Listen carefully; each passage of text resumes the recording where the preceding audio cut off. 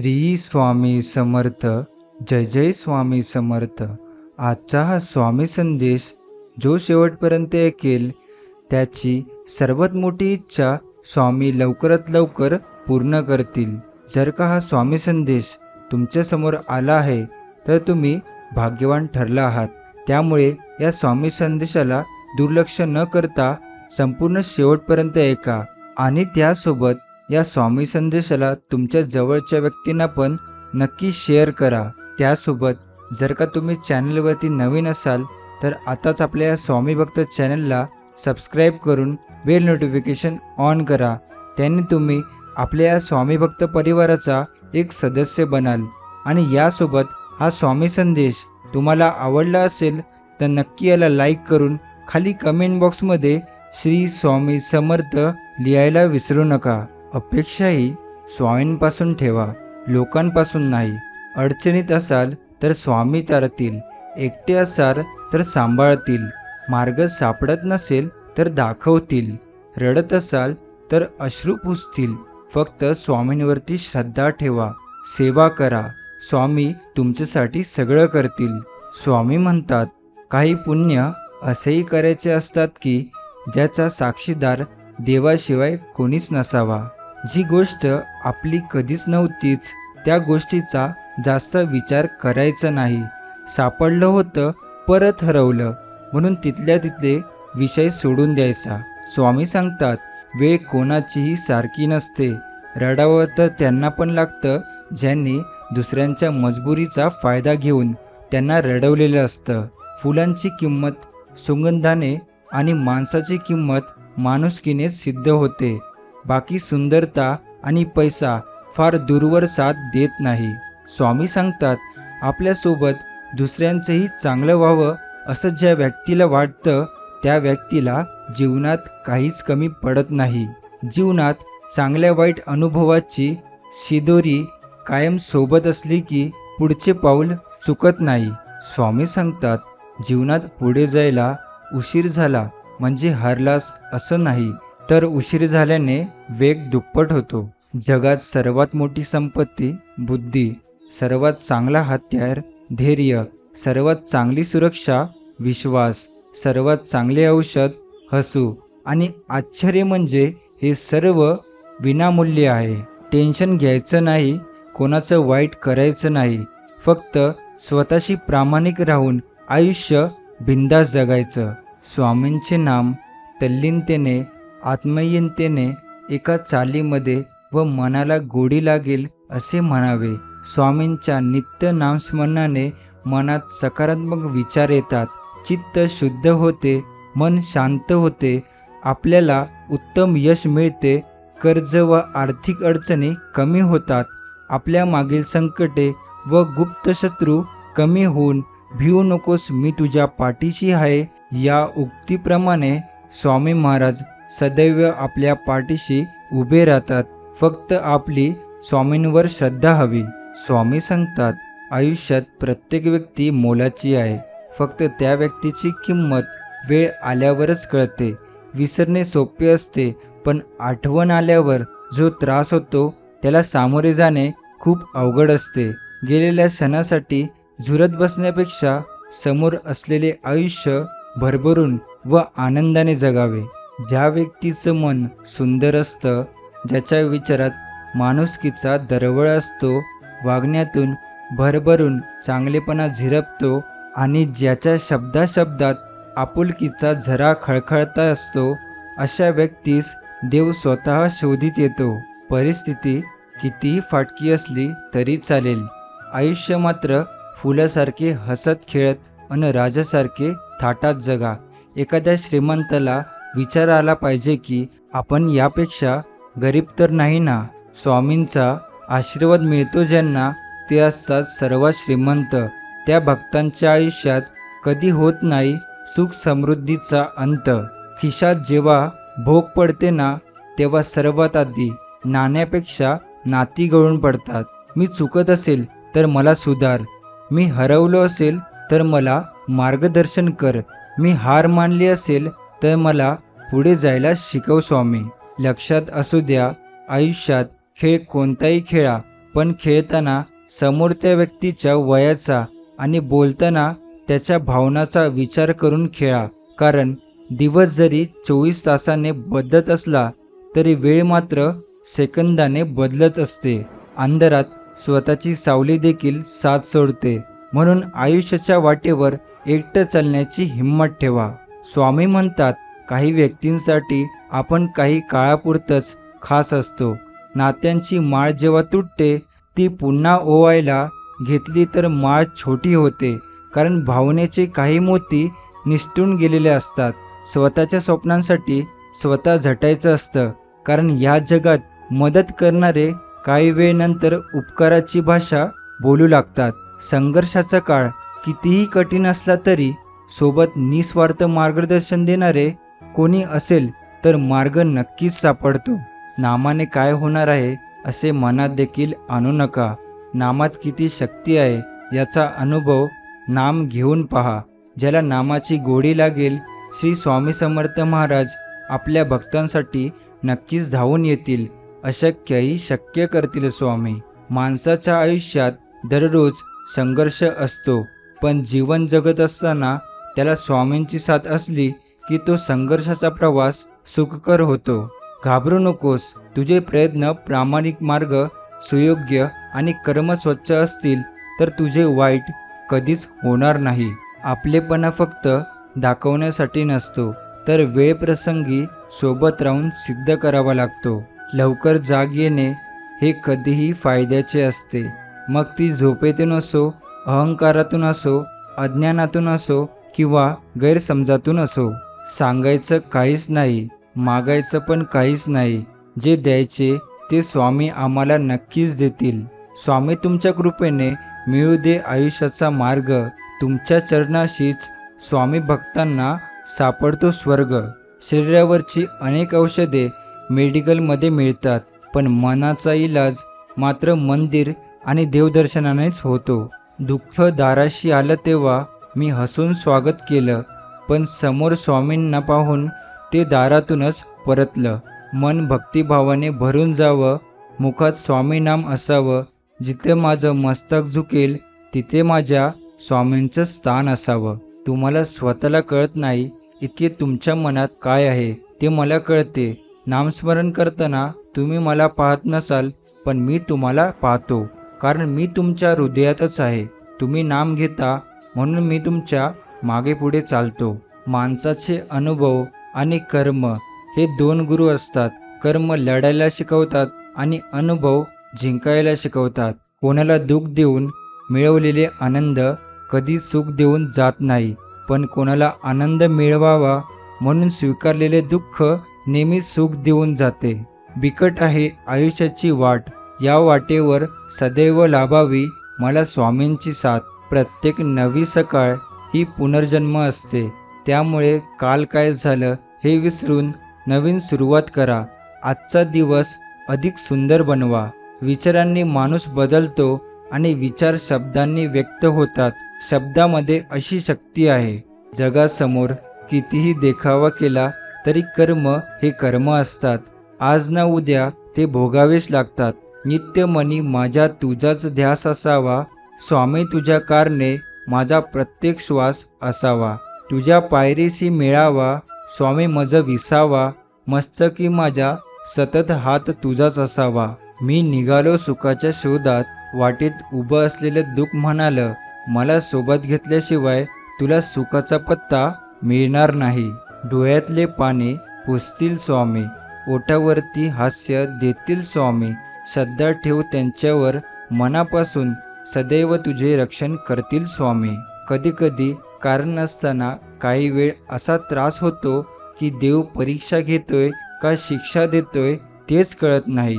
4 दिवस वाईट आले म्हणून खचून जाऊ नका, कारण या वाईट दिवसामध्ये तुमचे चांगले दिवस लपलेले असतात. प्रयत्न यशस्वी होतील, कदाचित नाही होणार, पण प्रत्येक यशाचे कारण प्रयत्न करणे ही एकमेव गोष्ट आहे. ज्या दिवशी आपण आपले विचार मोठे करायला सुरुवात करू त्याच दिवसापासून मोठे मोठे लोक आपला विचार करायला सुरुवात करतील. कल्पना सुंदर असते, पण त्यासोबत जगू शकत नाही आणि वास्तविकता कडवी असते पण त्याला सोडू शकत नाही. स्वतःच्या आनंदासाठी स्वतःशीच लढण्यापेक्षा काही मिनिटं का होईना स्वतःसाठी जगणं सुरू करायला हवं. माणूस कसा पण दिसायला असो पण त्याचं मन चांगलं असायला पाहिजे. त्याच्याकडे पैसा असो किंवा नसो पण त्या माणसाकडे माणुसकी असली पाहिजे. जीवनात अनंत अडचणी असतात पण ओठावर हास्य ठेवा, कारण कोणत्याही परिस्थितीत जगायचं तर असतंच.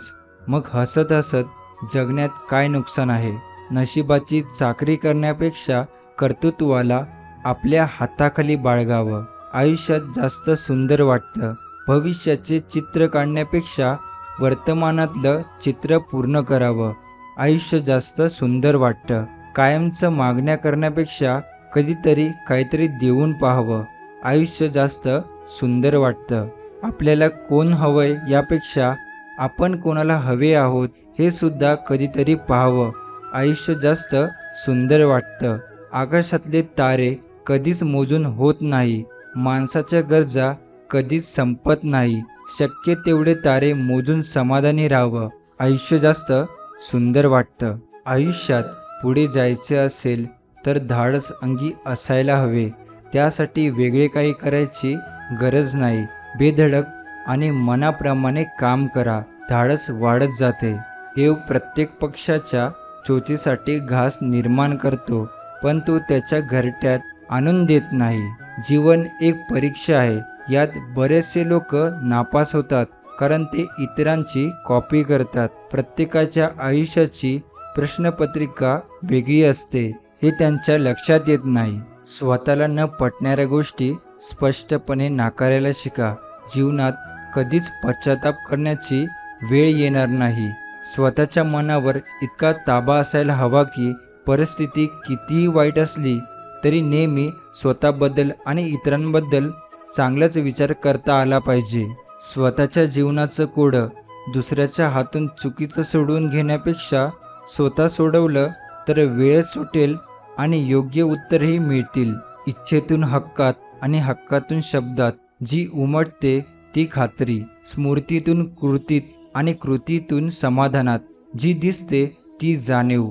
मनातून ओठावर आणि ओठावरून पुन्हा मनात जाते ती आठवण. आयुष्य नेहमीच नवीन संधी देत असते. त्याला सोप्या शब्दात आज असे म्हणतात.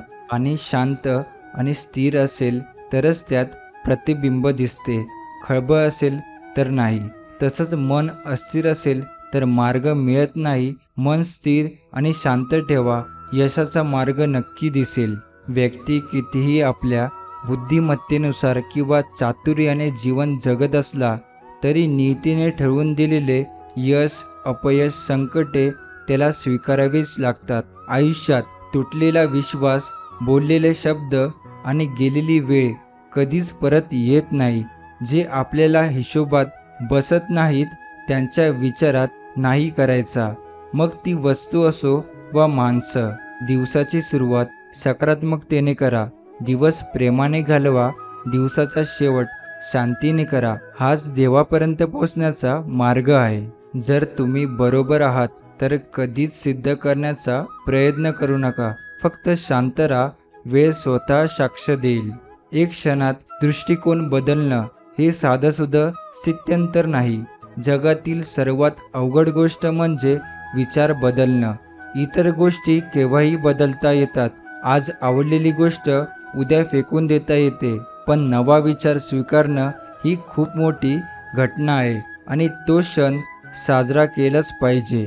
स्वतःला असे तयार करा की तुमच्या विरोधकाला तुमचा पाय खेचण्याऐवजी तुमचा हात पकडून पुढे जाण्याची इच्छा निर्माण झाली पाहिजे. जर माणसाने शिक्षणाआधी संस्कार, व्यापाराआधी व्यवहार आणि देवाआधी आईवडिलांना समजून घेतले तर जीवनात कोणतीच अडचण येणार नाही. आपली सावली निर्माण करायची असेल तर ऊन झेलण्याची तयारी असावी लागते. चांगल्या गोष्टी त्यांना मिळतात जे वाट बघतात. अधिक चांगल्या गोष्टी त्यांना मिळतात जे प्रयत्न करतात. पण सर्वोत्तम गोष्टी त्यांना मिळतात जे आपल्या प्रयत्नावर अतूट विश्वास ठेवतात. आयुष्य अवघड आहे पण अशक्य नाही. कधी ना कधी आपण इतरांसाठी एक आठवण बनून राहणार आहोत. ही आठवण चांगली असेल याचा प्रयत्न करूया. प्रगतीचा मार्ग चुकीच्या काट्याकुट्यातून जातो. जो या काट्याकुट्यांना भीतो त्याची प्रगती कधीच होत नाही. हिंमत ही मनगटात नसते. खरी हिंमत अंतःकरणातून निर्माण होते आणि नंतर मनगटात संचार करते. मन इतकं मोठं असू द्या की कोणीही तुमच्या शेजारी बसू शकेल आणि मान असं मिळवा की तुम्ही उभं राहिल्यावर कोणीही बसू शकणार नाही. जगा इतके की आयुष्य कमी पडेल. हसा इतके की आनंद कमी पडेल. काही मिळाले तर नशिबाचा खेळ आहे, पण प्रयत्न इतके करा की परमेश्वराला पण देणे भागच पडेल. कुणीही कसं दिसावं यापेक्षा कसं असावं याला महत्त्व आहे. ते शक्य नसेल तर जास्तीत जास्त कसं नसावं याला तरी नक्कीच महत्त्व आहे. आम्ही म्हणतात, जिथे प्रयत्न चांगले केले जात असतात तिथे नशिबालाही दुय्यम भूमिका स्वीकारून प्रयत्नांना योग्य तो सन्मान द्यावा लागतो. स्नेह एकदा जुळतो. स्नेहाचा धागा फार नाजूक असतो. एकदा तुटला की परत जोडता येत नाही आणि जरी जोडला तरी गाठ राहते कायमची. फारच थोड्यांच्या नशिबात अखेरपर्यंत अखंड धागा राहतो. बाकी सर्वांना गाठी मारूनच धागा टिकवावा लागतो. त्याला जीवन म्हणतात. रात्र सकाळची वाट पाहत नाही. सुगंध हवामानाची वाट पाहत नाही. जे काही सुख मिळेल त्याचा उपभोग घ्या, कारण आयुष्य वेळेची वाट पाहत नाही. अश्रू कितीही प्रामाणिक असले तरी भूतकाळ परत आणण्याची ताकद त्यांच्यात नसते. झाली चूक माफ करण्यात मोठेपणा असतो. सारख्या सारख्या चुका गिरवून काढल्यास गोड संबंधात सुद्धा फाटे फुटतात. म्हणूनच चुका नेहमी एकांतात सांगाव्यात आणि कौतुक चारचौघात करावं, तरच नातं जास्त टिकतं. माणुसकी ही अशी जादू आहे जी बघितली तरच दिसते, दाखवली तरच भेटते, केली तरच कळते, मानली तरच मिळते आणि ओळखली तरच शेवटपर्यंत टिकते. मनापासून लिहिलेल्या गोष्टी मनाला स्पर्श करून जातात. त्या नेहमीच काहीतरी वेगळं बोलून जातात. काही माणसं भेटून बदलत असतात आणि काही माणसांना भेटून आयुष्यात बदल घडून येतात. कोणाच्या पाठिंब्याची अपेक्षा करण्यापेक्षा माझ्यासोबत भगवंत आहे असं समजून चालत राहा. आत्मविश्वास वाढवण्यासाठी स्वतःबद्दल नेहमी चांगला विचार करा. अवघड गोष्टींना सामोरे जा. भीतीवर विजय मिळवा. आपल्याला देहबोलीवर काम करा. आपल्या चांगल्या गोष्टी चोरणारी, फसवणारी माणसं भोवताली आहेत, पण हे फक्त तुमच्या वस्तू वा कलाकृतीच चोरू शकतात. त्या निर्माण करण्याची तुमच्यातील कला, शक्ती, ती मिळवण्यासाठी तुम्ही केलेली साधना, हे सगळं त्यांना कधीच चोरता येणार नाही. वाटतात तितक्या सोप्या नसतात कर्तव्याच्या वाटा. कुणाच्या तरी सुखासाठी थांबावं लागतं. मनातलं दुःख मनातल्या कोपऱ्यात लपवावं लागतं. गैरसमज नको म्हणून जगाला हसून दाखवावं लागतं. ओला पापण्यांच्या आड असलेले पाणी आडोशाला जाऊन पुसावं लागतं. शब्दांची निवड चुकली की वाक्य बिघडते आणि माणसाची निवड चुकली की आयुष्य बिघडते. आयुष्यात पैसा म्हणजे सर्व काही नाही असे म्हणण्यापूर्वी पुरेसा पैसा कमवावा लागतो. भावनेपेक्षा कर्तव्य मोठं असतं. त्यासाठीच जीवनात वाढण्याआधी रुजावं व चमकण्याआधी झिजावं लागतं. लागलेली भूक, नसलेला पैसा, तुटलेले मन व मिळालेली वागणूक जे शिकवते ते कुठलीच पदवी शिकवत नाही. सद्गुरू सांगतात, देव इतका वेडा नाही. अगरबत्ती लावल्याने, नारळ फोडल्याने आणि घंटा वाजवल्याने तुमच्या सर्व इच्छा पूर्ण करेल आणि आयुष्यातील सर्व दुःख दूर करेल. तुमच्या इच्छा पूर्ण करण्यासाठी कष्ट करावे लागतील आणि त्यासाठी देवाने तुम्हाला हात दिले आहेत. आयुष्यातील दुःख दूर करण्यासाठी तुम्हाला दुसऱ्यांच्या आयुष्यात आनंद निर्माण करावा लागेल, सत्कर्म करावे लागेल आणि यासाठी तर देवाने तुम्हाला माणूस म्हणून जन्माला घातले आहे. यापेक्षा आणखी काय देव करणार. जे आयुष्य निस्वार्थी असतं त्या आयुष्याच्या मळ्यात सदैव आनंदाचे सोहळे साजरे होत असतात. आयुष्याची प्रत्येक घडी आपल्या मनासारखी बसत नसते. प्रत्येकाला तडजोड ही करावीच लागते. ती कोणाला चुकली नाही. आपण स्वतः काय आहोत हे फक्त आपल्याला ठाऊक असतं. आयुष्यात आपण कोणकोणत्या गोष्टीचा सामना केलाय हे दुसऱ्यांना ठाऊक नसतं. म्हणून आपल्याला कोण काय म्हणतं, काय समजतं अशा गोष्टींचा आपल्यावर थोडा पण परिणाम होऊ द्यायचा नसतो. सौंदर्याची कमतरता चांगला स्वभाव नक्की पूर्ण करतो, पण स्वभावाची कमतरतेला सौंदर्य कधीच पूर्ण करू शकत नाही. म्हणून स्वभाव परिपूर्ण असावा, सौंदर्य नव्हे. सुखी होण्याची पहिली पायरी तुम्ही स्वतः आनंदी आहात या गोष्टीवर श्रद्धा असावी लागते. त्याशिवाय ते शक्य होत नाही. भावनांचा आणि वेदनांचा कधीच हिशोब लावता येत नाही. त्या ज्याच्या त्याच्या असतात, त्यालाच कळतात. सल्ला आहे असे सत्य आहे जे कधी आपण गांभीर्याने ऐकत नाही. आणि स्तुती एक असा धोका आहे ज्याला आपण पूर्ण मन लावून ऐकतो. माणसानं कुंडीतल्या नाही तर जमिनीत लावलेल्या झाडासारखं असावं. कोणी पाणी घालेल या आशेवर राहून जळून जाण्यापेक्षा जमिनीतील ओलावा शोषून घेत मोठं व्हावं, उंच उंच वाढत राहावं. जीवनाच्या हिंदोळ्यावर काही क्षण खूप निराशाजनक असतात. त्यात आपण स्वतःला सावरणं महत्त्वाचं असतं. जशी काळोख रात्र सरली की लख्ख पहाट असते, तसं आपण फक्त खंबीर राहणं महत्त्वाचं असतं. न मागता वाटेला आलेल्या चांगल्या माणसाचं महत्त्व त्याने पाठ फिरवल्याशिवाय कळत नाही. मनासारखं घडायला भाग्य लागतं आणि जे आहे ते मनासारखं आहे हे समजायला ज्ञान लागतं.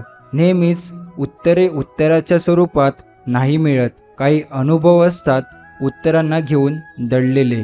पशु जसा हिरवा चारा दिसला की भांबावतो, तसा मनुष्य आवडीचा विषय दिसला की त्याच विषयात गुंततो.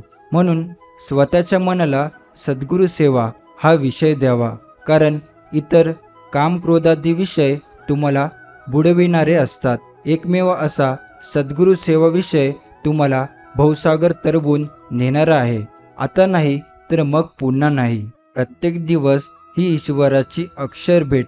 प्रत्येक दिवस आणतो एक नवनीत, एक अक्षरनिवेश, एक नवा अक्षर अनुभव. आनंदाने त्यास आलिंगन द्यावे आणि सुप्रभाती सुख अनुभवावे. जगाचा एक रिवाज आहे, जोपर्यंत काम आहे तोपर्यंत नाव आहे, नाहीतर लांबूनच सलाम आहे. म्हणून जीवनात मागे बघून शिकायचे आणि पुढे बघून चालायचे. जबाबदार व्यक्तीला बेभानपणे वागता येत नाही. मन कितीही ओढ घेत असलं तरीही संस्काराच्या चौकटीत राहूनच आनंद भोगायला लागतो.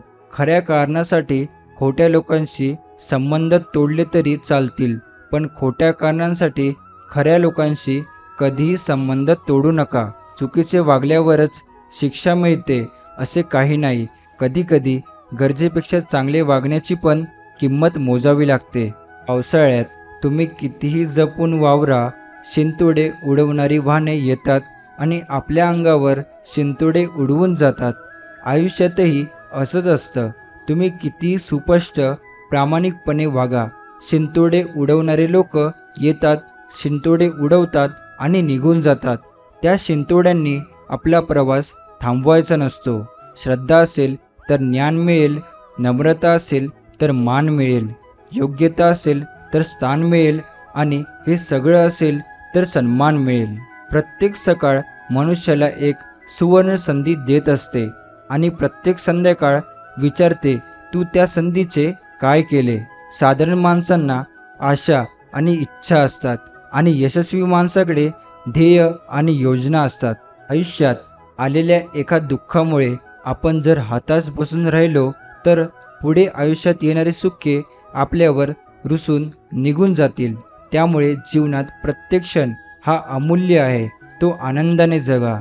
चेहऱ्यावरचं तेज हे तुमच्या अंतःकरणातल्या विचारावर अवलंबून असतं. मनात आत्मविश्वास असला की चेहरा तेजस्वी दिसतो. मनात इतरांविषयी प्रेम असलं की चेहरा सात्विक दिसतो. मनात इतरांविषयी आदर असला की चेहरा नम्र दिसतो. मनातले हे भाव माणसाला सुंदर बनवत असतात. समजवण्यापेक्षा समजून घेण्यामध्ये खरी परीक्षा असते, कारण समजवण्यासाठी अनुभवाचा कस लागतो, तर समजून घेण्यासाठी मनाचा मोठेपणा लागतो. काय माझे, आलो एकटा जाणार एकटा, कशासाठी मग आटापिटा, का निवडाव्या वाकड्या वाटा, कुणी लुटले त्याने आपले काय लाटले, होते त्याच्या नशिबी त्याला ते भेटले, का करावी खंत उगी, मुळी नव्हतेच जे आपले, होते ते दुसऱ्याचे, फक्त माझे म्हणून ते जपले. नेहमी छोट्या छोट्या चुका सुधारण्याचा प्रयत्न करा, कारण मनुष्याला डोंगराने नाही तर छोट्या दगडाने ठेच लागते. समाजात विशिष्ट उंची गाठेपर्यंत जबर संघर्ष असतो, पण एकदा अपेक्षित उंचीवर पोचलात की आयुष्यातला अनेक समस्या ती उंचीत सोडवते. सतत आनंदी राहा, इतके आनंदी राहा की तुमच्या संपर्कात येणारी प्रत्येक व्यक्ती तुमच्यामुळे आनंदी होईल. थोडं लढावं, थोडं घडावं, थोडं फिरावं, थोडं शिकावं. आयुष्य एकदाच आहे, ते दुसऱ्याचं पाहून नाही, आपलं आपणच जगून बघावं. ज्याला धन कमवायचे आहे त्याने कणसुद्धा वाया घालवू नये, आणि ज्याला ज्ञान कमवायचे आहे त्याने क्षणसुद्धा वाया घालवू नये. आयुष्य एक मोठा शिक्षक आहे. ते आपल्याला यश आणि अपयश दोन्हींचा सामना कसा करावा हे शिकवते. तुमच्या अपयशातून शिकून तुमच्या यशाची उंची नव्याने गाठा.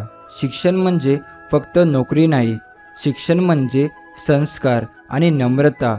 शिक्षण म्हणजे चांगले विचार आणि तसे आचरण. शिक्षण म्हणजे प्रामाणिकपणा आणि कष्टाची शिदोरी. शिक्षण म्हणजे जगण्याचा आनंद आणि आत्मविश्वास. शिक्षण म्हणजे मन शांती. शिक्षण म्हणजे जबाबदारी आणि कर्तव्याची जाणीव. शिक्षण म्हणजे मदतीची आणि सेवेची भावना. शिक्षण म्हणजे कर्तृत्वाची गुरुकिल्ली. मस्तक थोडं वाकवून बघा, अहंकार मरून जाईल. डोळ्यांना थोडं ओलं करून बघा, दगडी मनही वितळेल. वाणीवर थोडं संयम ठेवून बघा, दुःखाचा काळ निघून जाईल. इच्छा थोड्या कमी करा, आनंदात जग दिसू लागेल. अनुभव मोफत मिळत नसतो, त्यासाठी कधी वेळ, कधी पैसे, तर कधी आयुष्य खर्च करावं लागतं. आयुष्यात एकदा इतका मोठा पाऊस पडावा की इगो सगळा वाहून जावा. आयुष्यात एकदा इतके कडक ऊन पडावं की जवळच्या सावल्याचं महत्त्व कळावं. आयुष्यात एकदा पुन्हा शाळा अशी भरावी की प्रत्येकाला त्याचे लहानपण कायमचे लक्षात राहावे. आयुष्यात एकदा असे जगावे की आपले जगणे पाहून इतरांना जगण्याची मौज कळावी. आयुष्यात झालेला त्रास विसरून जा, पण त्यातून मिळालेला धडा आयुष्यभर लक्षात ठेवा. मातीत पडलेली साखर मुंगीच खाऊ शकते, हत्तीत हे सामर्थ्य नसतं. म्हणून लहान लोकांना लहान समजण्याची चूक करू नका. कधी अहंकारामुळे आपली मान उंचावू नका, कारण जिंकणारे सुद्धा सुवर्णपदक मान वाकूनच घेतात. जगातील सर्वात भाग्यवान माणूस म्हणजे ज्याच्याकडे अन्नासोबत भूक आहे, अंथरुणासोबत झोप आहे आणि ओंजळीतले दुसऱ्याला देण्याची ताकद आहे. प्रवासाचा आनंद घ्यायचा असेल तर सोबत सामान कमी ठेवा, आणि आयुष्याचा आनंद घ्यायचा असेल तर अपेक्षा कमी ठेवा. आयुष्यात निष्ठेने आणि तत्वाने जे मिळतं तेच आयुष्याच्या बेरजेत राहतं. बाकी नियतीच्या वजाबाकीत गायब होतं.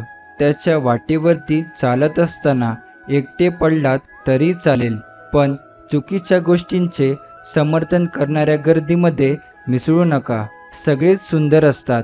कोणाचे विचार, कोणाचे गुण, कोणाचे रूप, आपण कुठली सुंदरता बघतो हे महत्त्वाचं. देवाने प्रत्येकाला सुंदरच बनवले आहे. समाधानी व्हायचं असेल तर जे आपल्या तत्वात बसत नाही त्या लोकांचा जास्त विचार करू नका, मग ते जवळचे असोत वा दूरचे. नशीब हे आळशी लोकांसाठी असते, यश हे फक्त मेहनती लोकांसाठी असते. यश हे अंतिम नसतं, अपयश हे घातक नसतं. या दोन खेळाची मजा लुटायला धैर्य लागतं. सूर्य बोलत नाही, त्याचा प्रकाश त्याचा परिचय देतो. त्याचप्रमाणे स्वतःविषयी काहीच बोलू नका. उत्तम कर्म करत राहा. लोकांचा तुमचा परिचय देतील. नातं कसं असावं? नातं सन्मान देणारं असावं, अपमानित करणारं नसावं. नातं प्रेरणा देणारं असावं, वेदना देणारं नसावं. नातं बळ देणारं असावं, घाव देणारं नसावं. नातं मदतीचा हात देणारं असावं, पाय ओढणारं नसावं. नातं साथ देणारं असावं, विश्वासघात करणारं नसावं. नातं समज देणारं असावं, गैरसमज करून घेणारं नसावं. नातं प्रेम जपणारं असावं, खंजीर खुपसणारं नसावं. नातं सुखावणारं असावं, मन दुखावणारं नसावं. नातं कुठलंही असो, पण ते नातं मागं कायमस्वरूपी असावं, सोडून जाणारं नसावं. प्रेम ही भावनिक गुंतवणूक असते. जोवर तुमचं स्वतःच्या कामावर व व्यावसायिक प्रेम नसतं तोवर तुम्हाला खरं निर्भळ यश लाभू शकत नाही. प्रेम नेहमीच तुमचा विस्तार करतं व अनेक पटीत विस्तारत जातं. त्यामुळेच दृश्य व मूर्तरूप येईपर्यंत संपत्तीचा, समृद्धीच्या संकल्पनेवर प्रेम करा. ज्यावर तुम्ही प्रेम करता त्यात वाढ होते आणि ज्या गोष्टीवर तुम्ही टीका करता, दोष काढता, ती गोष्ट तुमच्या आयुष्यातून निघून जाते. हे तुमच्या मनावर मोठ्या अक्षरावर लिहून ठेवा. या मूलभूत गोष्टी तुम्हाला माहीत आहेत का? जेव्हा देशामध्ये पैशाचे वहन मुक्तपणे होत असतं तेव्हा देशाची आर्थिक स्थिती उत्तम असते. तुमच्या आयुष्यामध्येही पैशाचं निरोगी वहन होऊ द्यात. विशेष करून तुमच्या मानसिक दृष्टिकोनामध्ये पैसा चांगला असतो या गोष्टीवर विश्वास ठेवा. त्यामुळे तुम्ही जितक्या चांगल्या गोष्टी करू शकणार असाल त्या सगळ्या गोष्टींचा विचार करा. तुमच्या आयुष्यात पैशाचं वहन कायमस्वरूपी सुरू राहण्यासाठी मानसिक पातळीवर तुम्ही स्वतः त्यांच्या येण्या जाण्याचे मार्ग बना. जी संपत्ती आदर्श पद्धतीनं तुमच्याकडे प्रवाहित होत आहे तशीच तुमच्याकडूनही प्रवाहित होत आहे. तुम्हाला जर आर्थिक चणचण जाणवत असेल, हातातोंडाचा मेळ जमवत तुमच्यासाठी कठीण होत असेल, तर याचा अर्थ असा की काही भाग शिल्लक ठेवून तुमच्याकडे नेहमी सगळं काही भरपूर आहे. ही गोष्ट तुम्ही स्वतःच्या अंतर्मनाला पटवून देऊ शकलेल्या नाहीत. तुम्हाला असे काही स्त्री पुरुष माहीत असतील जे आठवड्यातले काहीच तास काम करतात पण खूप पैसा कमवतात. ते अहोरात्र प्रचंड कष्ट करत नाहीत आणि त्यांना कधी चणचणही भासत नाही. केवळ प्रचंड घाम गाळला किंवा ढोर मेहनत केली तर आणि ईश्वर यश मिळतं, संपत्ती मिळू शकते या गोष्टीवर विश्वास ठेवू नका. असं नसतं. आयुष्यातल्या विनाप्रयत्नाचा मार्ग सर्वोत्तम असतो. ज्या गोष्टी तुम्हाला करायला आवडतात त्या गोष्टी करा. ज्यातून तुम्हाला आनंद मिळतो, करताना मजा येते त्याच गोष्टी करा. काम करताना मस्त मजेत गाणं गुणगुणत काम करा. जर ते काम तुमच्या आवडीचं असेल तर तुम्ही तसं करू शकाल. त्याचबरोबर जर तुमचं स्वतःच्या कामावर मनापासून प्रेम असेल तर तुम्हाला यश मिळेलच. माझ्या माहितीतले एक अधिकारी आहे. उत्तम पगाराची नोकरी आहे. गेल्या वर्षी जगभरातील उत्तम स्थळ बघण्यासाठी ते 10 महिन्यांच्या क्रूज सफारीवर गेले होते. आपण इतके पैसे कमवण्याच्या योग्यतेचे आहोत असं त्याने स्वतःच्या अंतर्मनाला पटवलं आहे. त्यांच्या संस्थेतल्या अनेक लोकांना त्यांच्यापेक्षा व्यवसायातला जास्त कळतं आणि तरीही त्यांना दर आठवड्याला $100पेक्षा कमी पैसे मिळतात असं त्यांना एकदा मला सांगितलं होतं. खरं तर त्यांना यापेक्षा अधिक चांगले पैसे मिळू शकतात, पण त्यांच्यातले तशी महत्त्वाकांक्षा नाही, विचारत नाही. पैसा हा व्यक्तीच्या अंतर्मनातल्या विश्वासाशिवाय काहीच नाही. मी करोडपती आहे असं नुसतं म्हणून कोणी करोडपती होत नसतो.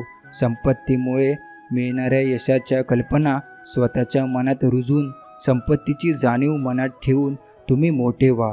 आमच्या एका विद्यार्थ्याला आधी साधा विक्रेता म्हणून काम करताना आठवड्याला $75 पगार मिळत होता. आता उत्तम वार्षिक पगार मिळवणारा सेल्समॅन मॅनेजर म्हणून तो कार्यरत आहे. हे सगळे एका महिन्यात घडून आलं. दररोज सकाळी दाढी करताना हा माणूस आरशात बघत म्हणायचा की तू श्रीमंत आहेस, तू यशस्वी आहेस. काही आठवडे ही गोष्ट सुरू होती. साधारणतः 8 आठवड्यात त्याला अचानकपणे इतर 80 विक्रेत्यांचा प्रमुख म्हणून पदोपदी मिळाली. दाढी करत असताना तुम्ही शांत निवांत असता. आधी सांगितल्याप्रमाणे आनंददायी अपेक्षावर विश्वास ठेवून एखाद्या कल्पनेचा पुनरुच्चार पुन्हा पुन्हा केला की ती गोष्ट तुम्हा अंतर्मनापर्यंत पोचवू शकता. विलेशायर इबेल थिएटरमध्ये होणाऱ्या आमच्या 1200 ते 1300 लोकांच्या वर्गात एक प्रश्न नेहमी विचारला जातो. सर, मला काही ठराविक रकमेची गरज असेल, जसं की $1000, तर मग मी केवळ त्याच गोष्टीवर लक्ष केंद्रित करायला पाहिजे का? तुम्ही तसं करू शकता, त्याचा फायदा होईल. असं असलं तरी एक सर्वसाधारण आणि उत्तम गोष्ट म्हणजे पैशाचा विचार कधीही एका गोष्टी रकमेपुरता करू नये. तुम्हाला स्वातंत्र्य मिळवू देत तुमचं जीवन सोपं करणारे मुबलक प्रमाणातील पैसे असा विचार करावा. याचं कारण म्हणजे तुम्ही जी गोष्ट अंतर्मनावर बिंबवता ती नेहमीच काही पटीत वाढते.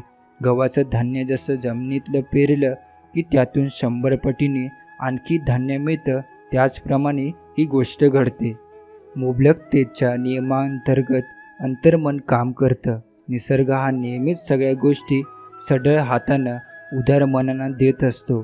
त्यामुळेच तुम्ही तुमची स्वतःची पत वाढवा. आयुष्यात तुम्हाला रोज मिळणारी किंमत जर तुम्ही तुमच्या हातानं कमी केलीत तर जगही तुम्हाला तसाच प्रसाद देईल. अनेकांना पैसे मिळवण्यासाठी खूप इच्छा असते, पण मनात कुठेतरी दर आठवड्यातला मीच $72 $75 मिळवीन असा काहीतरी सुप्त समज त्यांनी करून घेतलेला असतो. त्यामुळे त्या प्रकारचं तेवढंच काम त्यांच्याकडून होतं. वास्तविक ती त्यातून जास्त करू शकत असतात. संपत्तीविषयीची तुमची जाणीव वाढवण्याचं एक साधं सोपं तंत्र इथे देत आहे. दिवसातून असंख्य वेळा या विधानाचा वापर करा. मला पैसा आवडतो, माझं पैशावर प्रेम आहे. मी त्याच्या हुशारीनं, विधायक पद्धतीनं आणि शहाणपणानं वापर करेन. माझ्या आयुष्यात सातत्याने पैसा खेळत आहे. मी आनंदाने जगत आहे, पैसे खर्चत करत आहे. त्यामुळेच त्या पटीने खूप चांगल्या मार्गानं पैसे माझ्याकडे परत येतात. हे सगळं खूप छान आहे. यामुळे पैशाविषयी तुमच्या मनात योग्य दृष्टिकोन निर्माण व्हायला मदत होईल. पैसा ही वाईट, घाणेरडी आणि कलंकित गोष्ट आहे असं म्हणून पैशाला कधीही नाव ठेवू नका. ज्या गोष्टीला तुम्ही नाव ठेवता ती गोष्ट तुम्ही कधीच मिळवू शकत नाही. जेव्हा तुम्ही सगळ्या गोष्टींचा साकल्याने विचार करायला सुरुवात कराल तेव्हा खरी संपत्ती ही अंतर्मनातून निर्माण होणाऱ्या सुंदर कल्पनावर अवलंबून असते याची जाणीव तुम्हाला होईल. अधिक पैसे मिळवण्याची इच्छा असलेल्या तरुण गुप्तहेरानं वर सांगितलेल्या तंत्राचा अवलंब केला.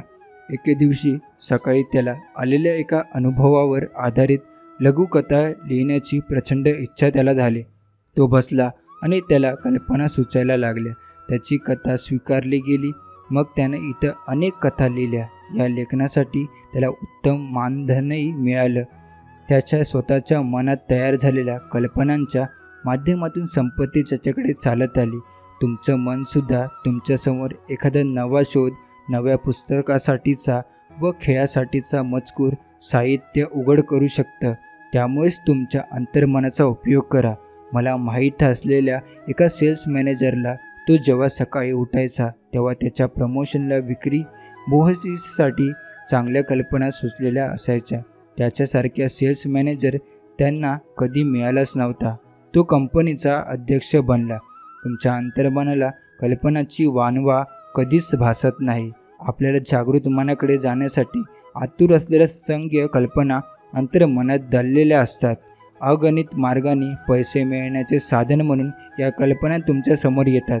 शेअर बाजार उसळला वा कोसळला, पाऊंड किंवा डॉलर वधारले व त्याचे अवमूल्यन झालं, अशा काहीही घटना घडल्या तरी ही क्रिया अखंड तुमच्या मनात सुरू असते.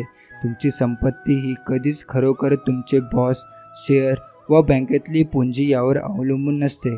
खरोखरच ही सगळी प्रतीक आहे.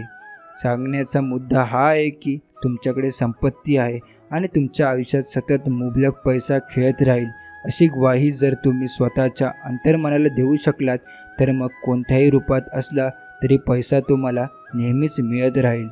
पैसा व संपत्ती ही तुमच्या नोकरीवर किंवा कामाच्या जादा तासावर अवलंबून आहे असं जर तुम्हाला वाटत असेल तर तुमचा हा समज चुकीचा आहे. तुम्ही स्वतःच्या तुमच्या स्वतःच्या समजुतीचं अडकलेलं आहात. हे जगणं कारणं आणि परिमाणाचं आहे. तुम्हाला जर पैशाबद्दल काळजी वाटत असेल, चीड असेल, तर अशा अभाव असलेल्या दारिद्र्य मनस्थितीतून पैशांची फक्त अधिक उणीवच निर्माण होईल. तुमचा मानसिक दृष्टिकोन हे कारण असतं आणि कमी पैसा हा त्याचा परिणाम असतो. अनेकाच्या आयुष्यात आर्थिक चणचण असण्याचं एक भावनिक कारण आहे. अनेकांना ही गोष्ट कळायला वेळ लागतो. ही भावना म्हणजे मत्सर. उदाहरणार्थ, तुमच्याकडे बँकेत जमा करण्यासाठी तुटपुंजी रक्कमच असताना तुमच्या स्पर्धकानं बँकेमध्ये मोठी रक्कम जमा केलेली तुम्ही पाहिली, तर तुम्हाला त्याचा मत्सर वाटतो का? या भावनेवर विजय मिळवण्यासाठी स्वतःशी असं म्हणा की किती छान गोष्ट आहे ना, त्याची भरभराट बघून मला खूप आनंद होत आहे. त्याला आणखी यश, संपत्ती मिळावे अशी मी सच्चिदा व्यक्त करतो. तुम्ही काय करत आहात हे तुम्हाला माहीत आहे का? अशा रीतीने तुम्हाला अंतर्मनावर खरोखर संपत्तीच्या कल्पनेचा प्रभाव टाकत असता. हे वा मत्सर अशा विचारांना खतपाणी घालणं खूप नुकसानकारक असतं, कारण त्यामुळे तुम्ही खूपच नकारात्मक स्थितीमध्ये जाता. असं करण्यामुळे संपत्ती तुमच्याकडे येण्याऐवजी तुमच्यापासून दूर जाते. दुसऱ्याची गडगंज संपत्ती बघून वा त्याची भरभराट होताना बघून जर तुम्हाला खरोखरच खूप त्रास होत असेल, तर मात्र तुम्ही नक्कीच ताबडतोब त्या व्यक्तीला अनेक मार्गाने समृद्धी मिळो अशी सच्चिदा व्यक्त करा. यातून तुमच्या मनातले नकारात्मक विचार निष्फळ ठरतील. तुमच्या स्वतःच्या अंतर्मनाच्या नियमानुसार मग संपत्तीचा मोठा प्रवाह तुमच्याकडे वळवण्याचंही ते कारण ठरेल.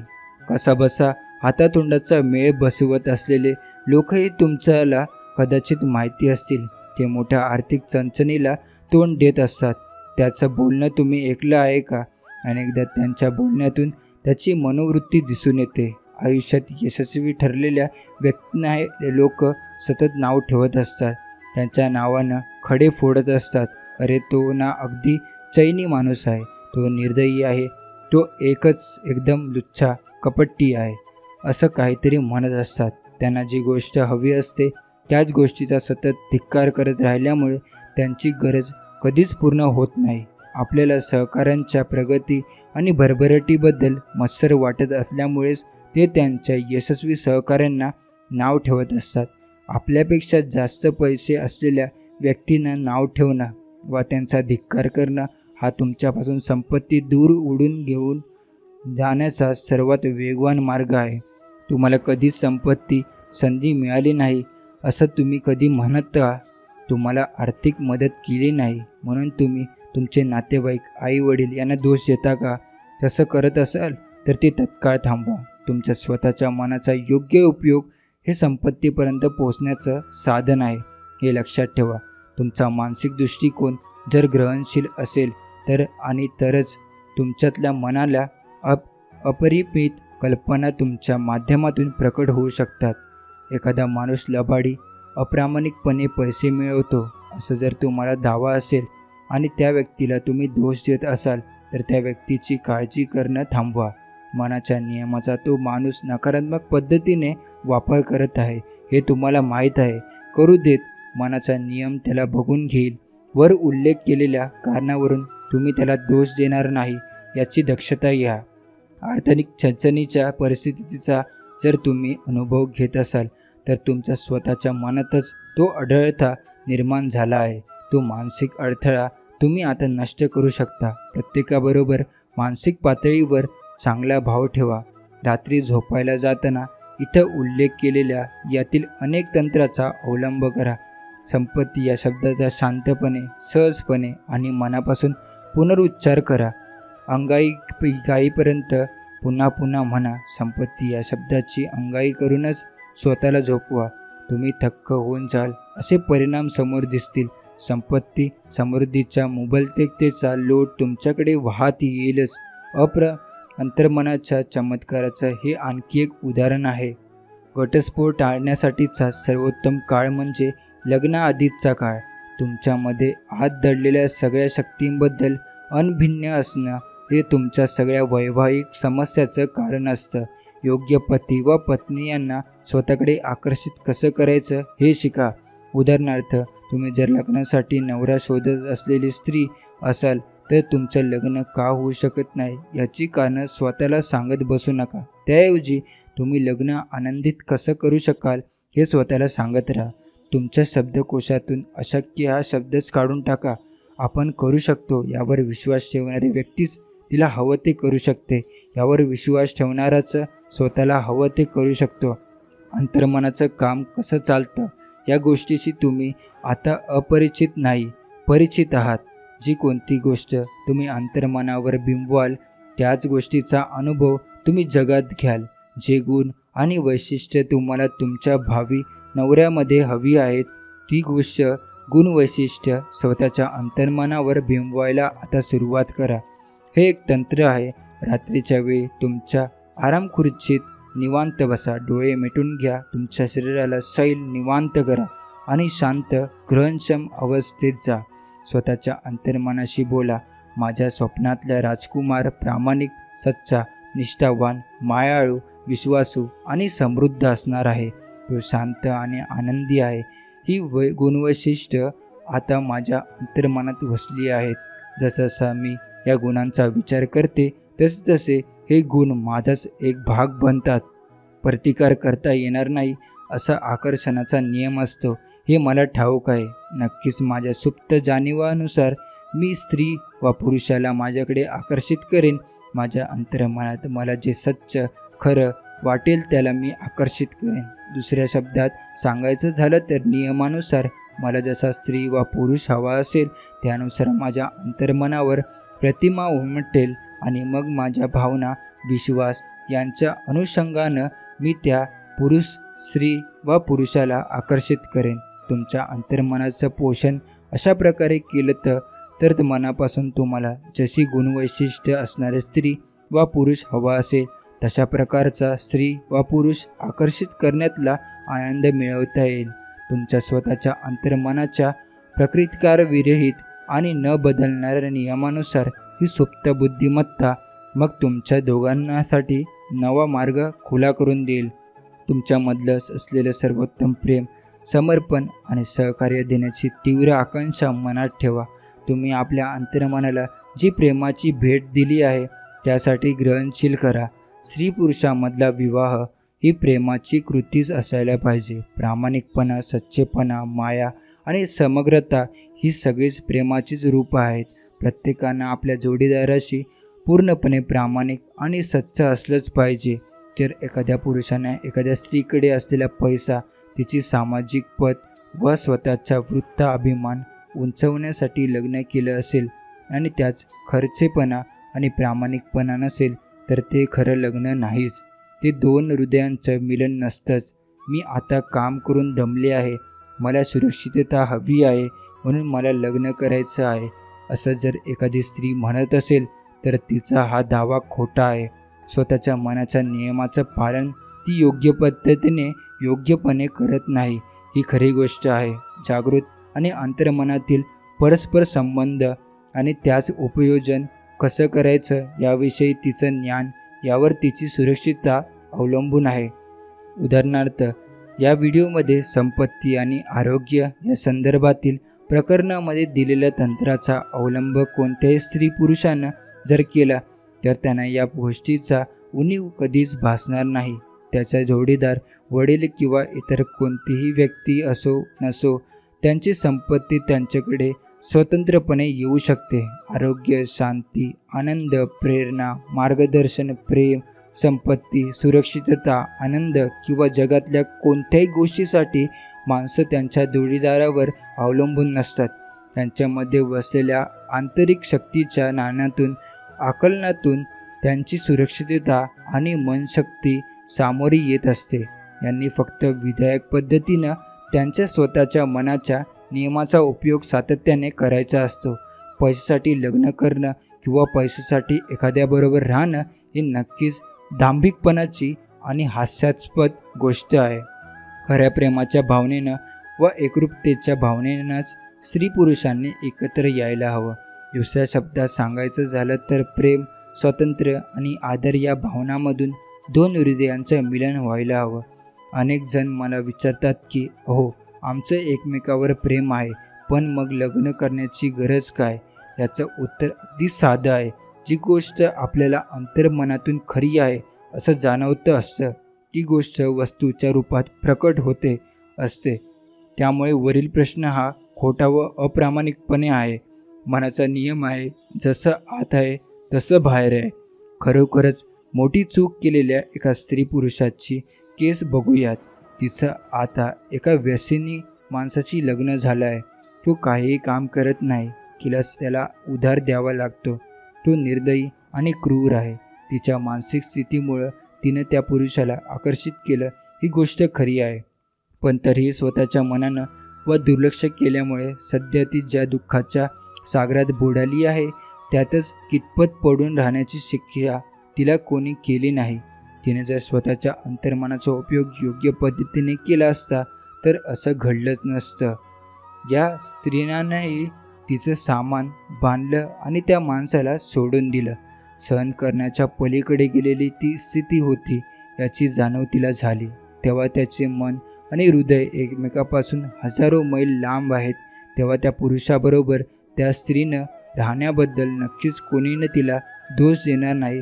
दोन लोकांना तुम्ही अगदी दोरखंडानंही एकत्र बांधून ठेवू शकता, पण त्यांचे विचार, भावना आणि दृष्टिकोन परस्परांच्या पूर्णपणे टोकाचेही असू शकतात.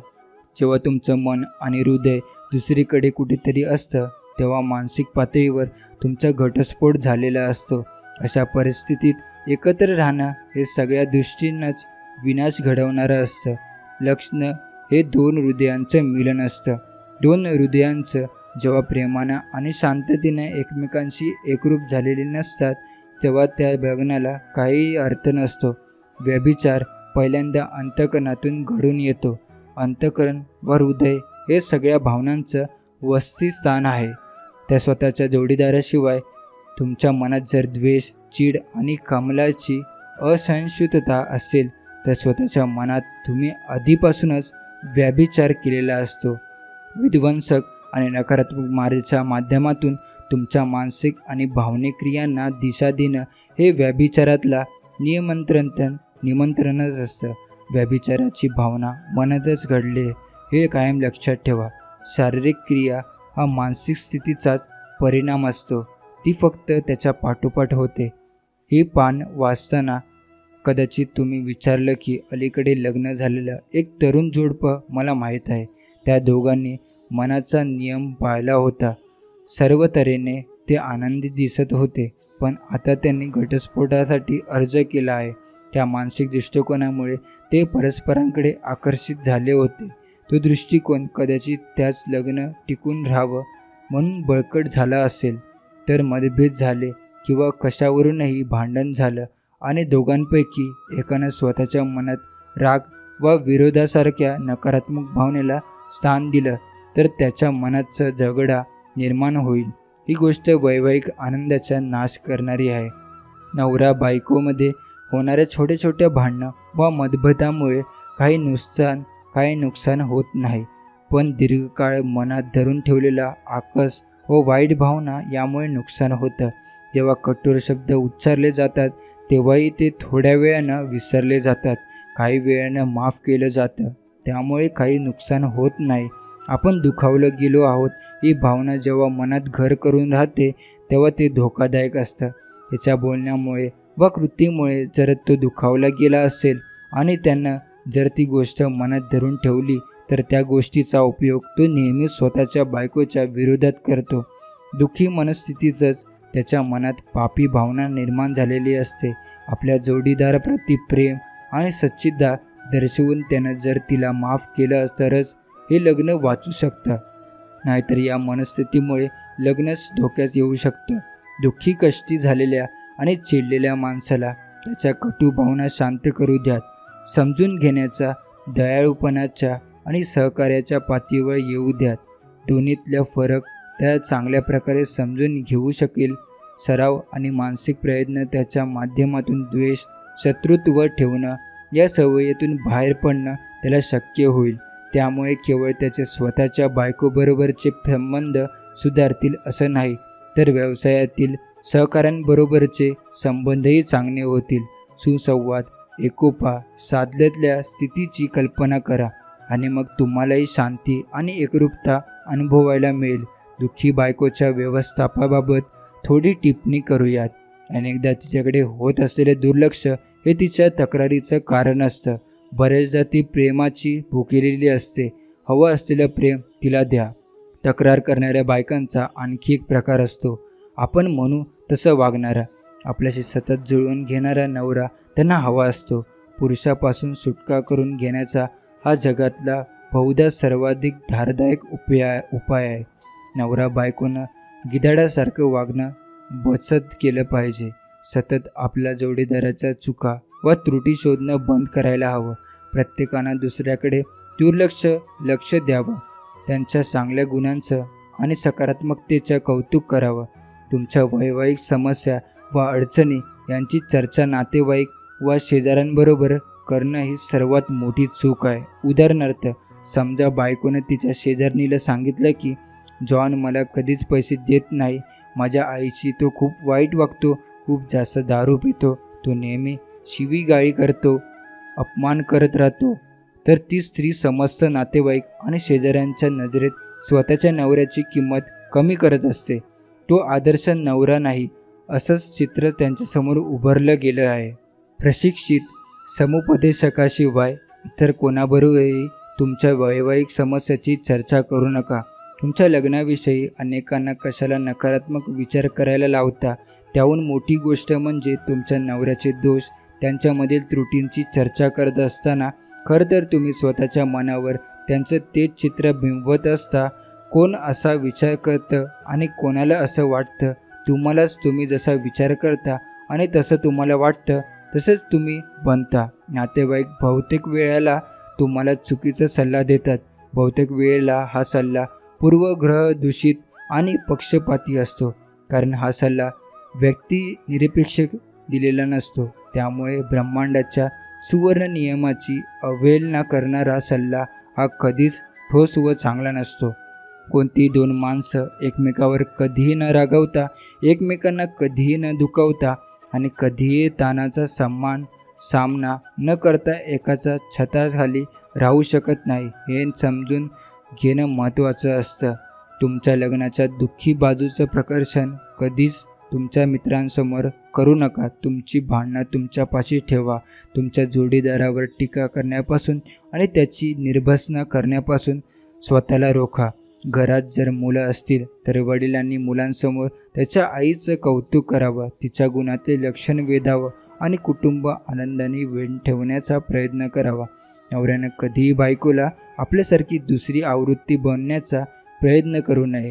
विविध मार्गांनी तिला बदलण्याचे धसमुसळे प्रयत्न तिच्या मूळ स्वभाव प्रकृतीच्या बाहेरचे असतात. असे प्रयत्न हे बऱ्याचदा मूर्खपणाचे ठरतात.